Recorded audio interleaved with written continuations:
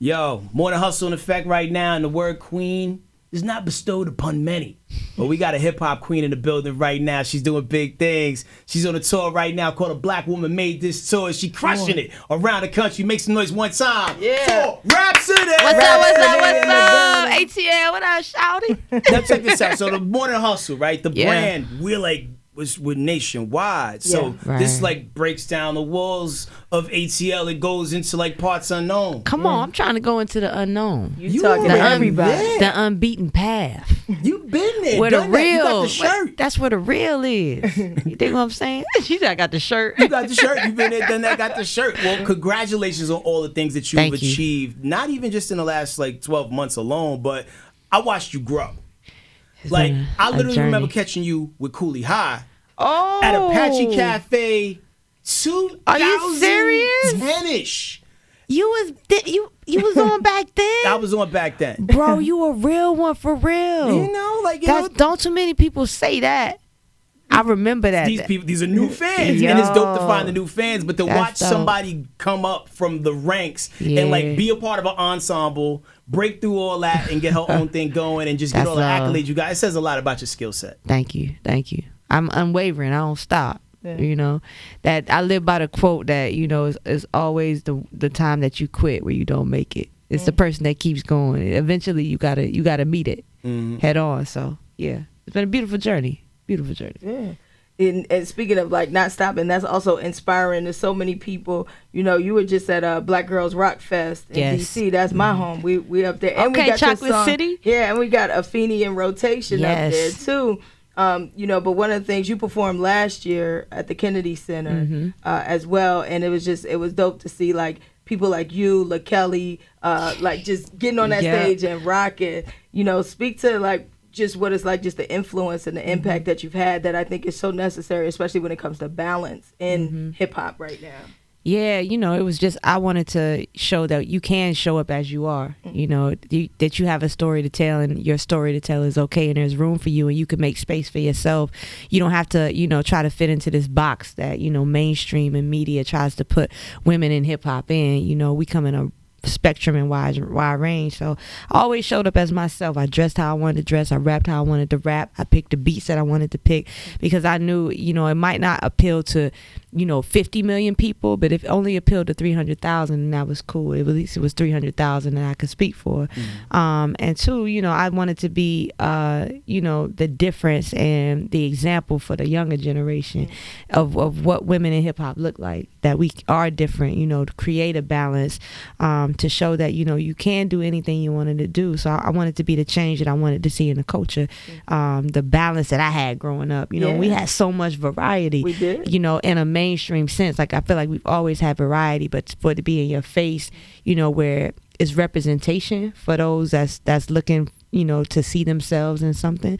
I wanted to bring that balance that Lauryn and Latifah and MC Lyte and Missy Elliott and Eve and, you know, Little Kim and Foxy Brown all brought to the table. So that's just what it is. But it's good to see that the resurgence is happening. You know, that is myself, that it is LaKaylee 47, who's one of my favorite artists. I just met Dream Doll, you know, recently. I love her. Cash Doll, you know, let me think, Dreezy, Il Camille, Mumu Fresh. Like, it's so many, Tokyo Jets, it's so many dope females out.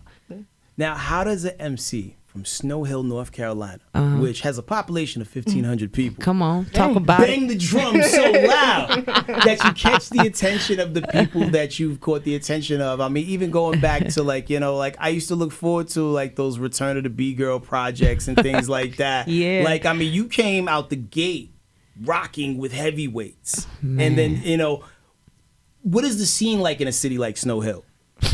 Man, it's country. Like, it's very humbling. I walk out my door and I see peanut fields and tobacco fields and some seasons cotton fields, woods. You know, it's just a lot of road. You know, when we go hang out, we go to what we call the juke joint, or the hole in the wall, which is usually like an old house or just some old square building that's small where, you know, you got your own makeshift bartender. It's just a real humbling environment. It's like, if you watch Andy Griffith, it's like Mayberry. You know what I'm saying? Yeah, like it's just humbling. It's not like no big city or anything. I tell people, like, I missed out on so many albums. Like, I used to watch TV and see the videos and radio and hear the singles and go to the CD store and get the singles. But albums, we didn't have a place where I could just go down the block and get some mixtapes from out the trunk or go get to the mom and pop store. We didn't have movie theaters. We didn't have we had to drive 20-30 minutes, for movie theaters, skating, for anything fun like that. So, it was just a real homely, everybody knows everybody town. And that's where I had to use my imagination. I stayed in the library. I watched mad movies. I watched Yo MTV Raps, all of that. Video soul, that's where I just got my creativity from and imagination. I was gonna ask, like, when did it click for you? I know, like, I would listen to the radio, and then one day it just, like, I felt like I could do that. And then at that point, like, I knew I was going to do that, and I just would do my own radio show until eventually I got on the radio. So, like, what was there a moment or a person that you just saw and it just clicked, like, that's what I'm about to do? I'm gonna say it happened in phases. When I saw MC Lyte's Port Georgia video, that's when I knew I wanted to do music. I wanted to be a rapper, right? I didn't have the confidence living where I was, and there weren't any examples that you can really do this. Like, it's not just something on TV. So I didn't know how to go about it. I didn't know anything about recording, anything about the business. I just knew that I loved it, that I loved the art of it, the metaphors, the writing, the storytelling. So the second phase was when I got to college, and I met a good friend of mine named Charlie Smarts. And he was, actively recording in the closet. He was doing shows with a band called Influential at the time. And he kind of eased me into the process of just learning, like, as an independent artist, you could record from the closet. You don't have to have a big studio. Because, I would be looking at studios, be like, $80 an hour. I'm a college student. I'm like, I got that kind of money. $80 an hour. So, he just really taught me and welcomed me in, and I recorded my first 2 songs with him. He introduced me to some friends who knew Ninth Wonder, and that's how Ninth Wonder heard these first 2 songs. And once I met Ninth Wonder, he was like, yo, you got it. He took me on his wing. The rest is we here now. But it took a phase of, like, me being a kid, seeing MC Lyte. It's just like dream, wrapping a hairbrush, wrapping a vacuum cleaner hose, dream until, like, with the friends, like, yo, let's just have fun. Like, come here, let's just do it. And that's just how it happened. To being a fan of MC Lyte, to being, I was at the Essence thing you did back in July. Okay. The first time I got a chance to meet you in person, but you probably met 1,000 people that night. But MC Lyte put on this dope event, and it was like all these females in hip hop, and you came through, and your artistry level was just in such a different space, place, and universe than everybody else's, and you could tell that you had a good textbook to go from. I talk about a lot of times how, like, a lot of these people who look at a lot of these current artists who have no show because they had bad books to copy from. Like, yes. Do you feel like, your years of watching, like, people like that, like, do their craft at such a high level helped you perfect your game? Oh, without a doubt. I'm a student of the game first. So, I would get on YouTube and watch from Michael Jackson to, I grew up, my dad loved Luther Vandross, so they had background singers and bands. I watched all that, to watching Jay, to watching Nas, to studying Lauryn Hill. I watched their showmanship. I always wanted to, excel at everything I did, whether it was in the booth or outside the booth on the stage. So I studied the game, but too, having Ninth Wonder there too, to help me formulate that. Him and Guru always were there to give me advice and help me grow and give me game. But as an artist, you got to be open enough to listen. Right. Everybody don't want to listen. They think they know everything. Oh, y'all, this is a new generation. We know what to do. It's like, nah, like, the greats are the greats for a reason. Whether you coming out now, you came out in the 70s, at the end of the day, they all have the same foundation when it comes to greatness. So, I just took the time to listen, to perfect my craft and be patient with myself, as far as my show, learning breath control, learning how to work the stage. I met De La Soul. We had a show in Salt Lake City one time, and De La Soul were headlining.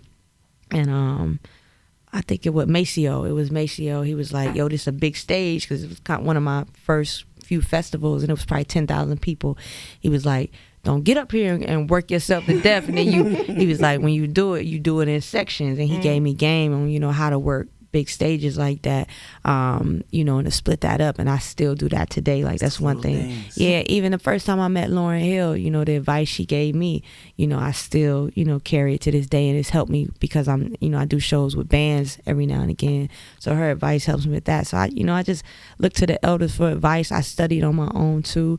I saw what not to do. You know, you got to watch the people. Like, I can't stand shows where people rap over their lyrics. That drives me totally insane. Like, you know, so yeah, I studied the game. You know, I wanted to be a student and really perfect the craft.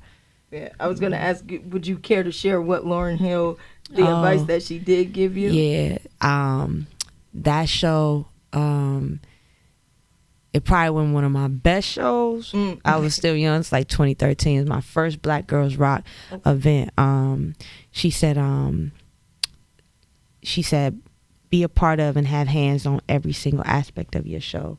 Like, don't be afraid to learn or tell your drummer, I want to do this, or tell you, you know, have a part in all of it. Don't always just give it to somebody else because you think they know more. Basically what she was saying, like, learn every part of the business.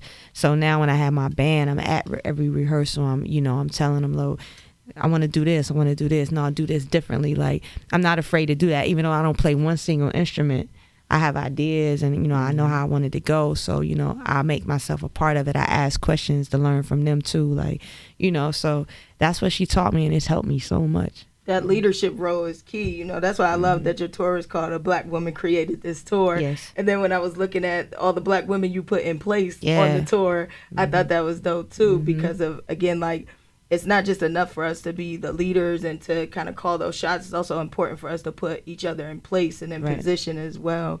Can you kind of speak to kind of the strategy behind all of that? Because I think even from a marketing standpoint, it's brilliant. It makes you want to go to the show just because. It's like that title, I saw it on a T-shirt. There's a business out of Philly. It's called Message in a Bottle. And the t-shirts had a Black woman created this. I was like, oh, that's ill. So, you know, just to go back, I performed at my first BET Hip Hop Awards, and me and Misa Hilton, who's my stylist, we were talking about, you know, what I was going to wear. I was like, put these patches on it. I was like, oh, you think we could put message on it? Can you put this on the leg? So we did that. And the tour comes around, I'm thinking of titles. Like I don't want to call it the Eve Tour. You know, I just want something creative. And this one right here, you know, she texts me like, why don't you call it A Black Woman Created This? And I was like, that's actually perfect. You know what I'm saying? So we ran with it because, you know, it spoke to me. It spoke to the album and what I wanted to represent. It spoke to who was around me. Like, you know, my booking agent, from my tour manager to, you know, the homegirl that's with me doing merch, to Troya, who's, you know, doing video and audio. It's a bunch of Black women all around me, except for my DJ. He the homie though. But, you know, it was just representation that, you know, I walk what I talk. Yeah. You know, I support my sisters that, you know, we are great leaders. We have great minds. We are great business women. We can put on successful tours and we can do it together. And you know, we've been getting it. So yeah, I wanted to be an example. And like you say, bring people with me. Yeah. Yeah. Cause you know, the only one. Yeah. I mean, they give to me as much as I give to them. Like, you know, we are a true unit. That was what was dope about the album Eve. That's what I love about the album. The genius of the album is that every song you named after a woman, but then there's the theme behind it. So like my favorite that I have that I play over and over is like Oprah. Yeah, a lot of people say that. I feel like I'm about to go get this money. Yeah, go get the bag. Yeah, and then of course Afeni is brilliant in the usage of Tupac, you know, and the usage of that line and saying that line over and over. You know, we got our name from a woman, got our game from a, like. And then applying that to the rhyme, I think there's a level of genius in that where it's like there's so much messaging, but it wasn't so like I'm gonna just pound you with this message. I ain't coming to preach to you, just feel me. Yeah. Just feel me for a second. You do a great job of, you know, getting your point across without making it sound like you're standing in a pulpit. The way you get your information across through your music, it comes across effortlessly. Now, a lot of people have to use gimmicks, like, you know, whether they're showing their body and whatnot to get their music out there. Do you feel like you have to work twice as hard to make the pop, even though your skill set's there, you know, to compete with everybody else? Because, like, sometimes they won't just give it to you when you're good. Nah, being good that's one thing Knife told me, you know, back in 2009. He said 10% is talent, 90% is everything else. Politics, business, what you look like, how you dress, who you dating, who you beefing with, everything else. The music and the talent is 10% of this.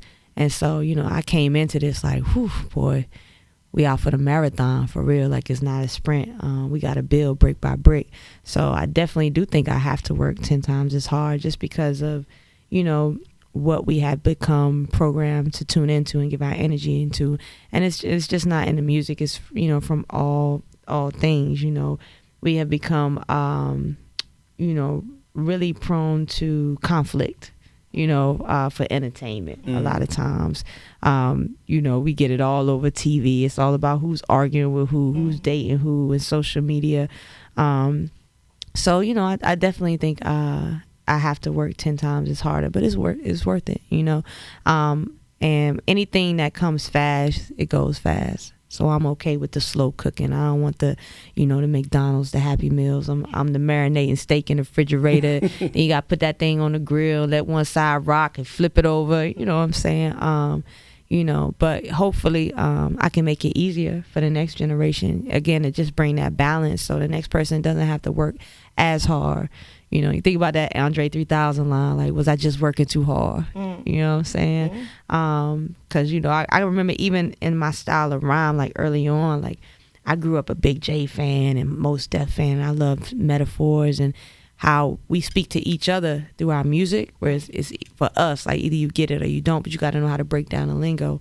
It ain't like that nowadays. Like I used to pride myself in like, yo, I got this deep metaphor, and at the same time, sometimes you just got to give it to people. You know what I'm saying? You just got to give it to them. No code. Like they just want it straight. They don't understand what I'm saying. Right. So I had to learn that balance. Yeah, but that's just what it is, you know. But you know, my path is my path, and I'm gonna walk it. And hopefully, again, just it's about making it easier for the next ones coming behind me. Does 60-year-old Rapsody still see herself rocking stages? Without a doubt. That's what I like to hear. At the festival. That's what I like to hear. I can't see myself not. Like, I've thought about it. I was like, I can't see myself not. Earth, Wind, and Fire still rocking? Shoot, you crazy. Give me I that hate mic. the narrative that, like, hey, you have to, like, be, like, in your 20s and 30s and we the only killers. culture that do that, you know? And, you know, hip-hop is still new. It's still the youngest genre or whatever. And it's built on being fresh and new and innovative and creative. But, you know, we at the point where we got legends in this now, and you can't age it out. You know what I'm saying? Every other genre, people rock till they 100 years old if they want to. So, you know, we got to respect the family tree, you know, and the people that came before us, the true legends and icons of this, and we can't just throw them out with a pot of water. You don't throw your grandma out, so you know that's what it is. That's what I'm saying. That's where all the treasure lies, with them, the wisdom, the game, the knowledge, like the instructions, the blueprint. Like you got to uphold that. You got to put that in a museum. Like That's what was cool about your project. There are some artists on there that some people might have seen and been like, "Well, who is that? And what does that mean?" And it makes you go look it up. I wanted to ask you, when you were constructing the album, was it like, did you come up, you say, okay, I'm going to write this song about, like, this is the woman I'm going to use, and then the song, or like, how did you kind of put that together? Both. I was just like, dang, how did you do that? I did both. I just wake up one day and it just be like, all right, I'm going to talk about Felicia Rashad today, and what Felicia Rashad represents for me is motherhood. So, you know, it be okay, who's the woman? And some days I wake up and I just be like, yo, I want to talk about getting money. Like, who represents that for me? Like, Oprah, okay. You know, or Madam C.J. Walker. There are a few, like, you know, the hardest part was like, all right, who am I going to name it after? So many women, right? What names got left off? Or the songs that are out there that like, oh, man, y'all could have heard this Rosie record. Maxine Water, DJ Spinderella, Keisha from Belly, I did characters too. Whitney Houston, Lauryn Hill got left off. Asada Shakur, Intozaki got left off. Zayn. Let me think, who am I forgetting? I did one called Venus Williams. Let me see. I had a Cheryl Swoops. Wow. Man, I did like 40 of them. So like, this is a whole nother these records album. are done, sitting on someone's hard drive somewhere. Some of them are done. Some of them are just ideas. Some of them are just hooks. Some of them are verse and a hook. You know, it's... Was that Venus record upbeat? Nah, I was She laid be back. running on the court. DJ Green Lantern actually gave me the beat for that one. It was laid back. That wasn't no beat. That Maxine Waters was upbeat though. That joint kind of hard. That gotta be. Yeah, You might need to delete that, she yo. talked the most smack. I know. Like, She's she was like, a real she's one. like the political Ric Flair. You know, like Yeah. people like quote Ric Flair, All like drop his day. sound. Like Exactly. Maxine Water be talking The real fly. one. Auntie Maxine ain't come to play. She came to reclaim that time. Come on now, reclaiming my time. Yes. Reclaiming my time. And you know, so it's like, again, your album is also a lot of fun to listen to in general, right? Because I always say, like, me and my friend, we like Sophista Ratchet. You know, it's like, you know, I always say when I do Twerk 7 Tuesday, it's like we go from corporate to ratchet, you know, Right. and it's like that again, going back to balance, because a lot of times we like to act like we're either all this way or all that way. Never. So, like, what's some of the more ratchet stuff? Like, if you with your ratchet friends, you know, if I want to do ratchet things with my ratchet friends, like, what are some of the records you like? Oh. You just have so much fun to. I can't remember the name of it, but I love the song Fivio Foreign. I call him Fivio Foreign. Fabio Foreign. I can't remember the name of it. Black. Hey. You know what I'm talking? You know, all right, that's the joint. That's the joint. That's New York running that real heavy right now. Okay. I love Cardi. I listen to Megan. So would you drive the boat if she was driving a boat? Like, it depends on what day she catch me on, what I got to do after. Because once I start, when she starts on. You Rapsody go? I'm playing. When I want to. Okay. I be chilling though. I be chilling. I got control. Okay, I probably would. Yeah, I would do it for what's Megan. your drink of choice?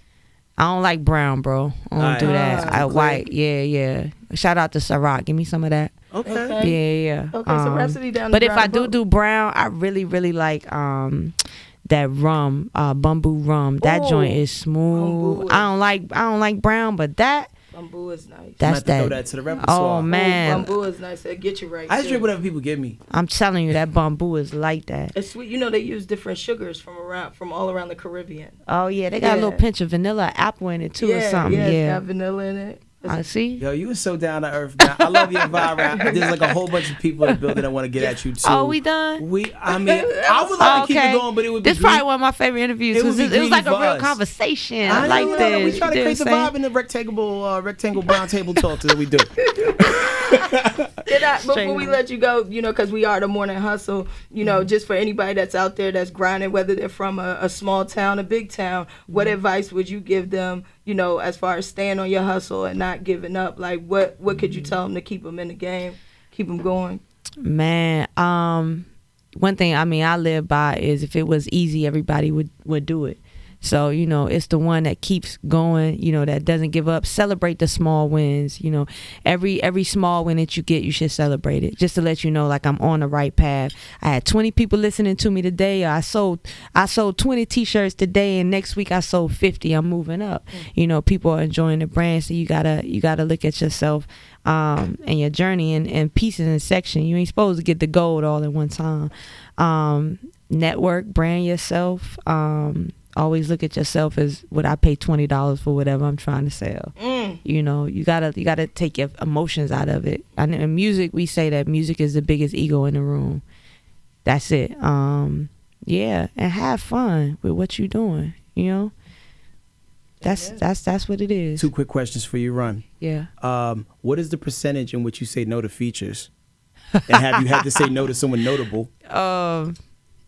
Okay, when you say features, are we talking like industry features? Like industry features. Okay. Let's just say, like, you know, a little worried hit you up for a joint. It's like, yeah, your message isn't in line with what I'm doing. To be honest, I want to say that for the most part, everybody that's asked me for a feature has pretty much got one. I'm probably like 98%. That's what's up. Yeah, there's something I'm missing. Fife Dog asked me for a feature before he passed. That one still sit with me.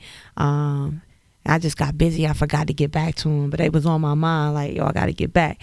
That was one, and I can't remember. It's somebody else, but for the most part, like, yeah, if somebody in the industry asks me for one, as long as the beat is not whack, you in there, I can get it. Yeah, okay. Yeah. It don't matter who it is. Last but not least, Rock Nation as a roster's pretty lit. You got yourself, Meek Mill's in there, Jay Electronica, Jay-Z, Rihanna, and more. Is there a Rock Nation artist group chat? And are you on it? Not that I know of. I'm left out of the chat, dude. I hope I ain't on the outskirts of the chat. Oh, you gotta create the chat. Yeah, then. I be creating my mini chats. You know, there'll never be no artists though. It'd be with the folk.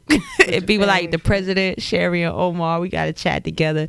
That's what I love about rock. Like everybody a family. Like the fact that they came in the building. It's just like, yo, we here for you. Like you can hit us. The president, like they mad busy, but they always make time for the artists. That's love. From the top to the bottom, like I love Rock Nation. Like they feel like a bigger Jamla Records to me. So yeah. But if there's an artist chat and I ain't in it, that's messed up. That's all I gotta say. Yeah, we need that Rapsody Rihanna record to happen. I'm just saying. Oh yeah, she on my list. I met Riri for the first time last year. She had a auction for a charity. Man, she's so sweet, humble, and just dope. So. Riri, what's up? Get it how I live it. Live how I get it. Well, yo, Rapsody, much love to you. Few dates left on the tour, right? 3 days. By the time this goes up, you'll just have to look at people's be on vacation. videos. Yeah, straight up. Catch me on the flip. No doubt. One time for Rapsody, y'all. We are the Morning Hustle.